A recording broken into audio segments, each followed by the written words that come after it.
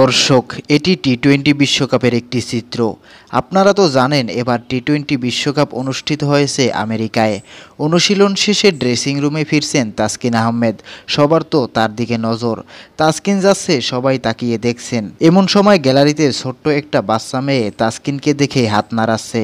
চলে গিয়ে তাসকিন আবার ফিরে আসলেন। এসে তার হাতে থাকা জুসের বোতলটা এগিয়ে দিলেন এই ছোট্ট ক্ষুদে ভক্ত মেয়েটার কাছে।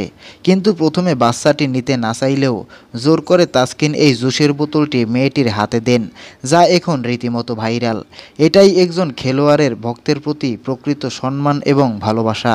তাসকিনের এমন উদারতা দেখে এখন সবাই তাকে বাহবা দিচ্ছে। তো প্রিয় দর্শক, ছোট্ট এই ক্ষুদে ভক্তের প্রতি তাসকিনের এমন ভালোবাসা দেখে আপনার কেমন লেগেছে? কমেন্ট করে জানিয়ে দিন আপনার মতামত।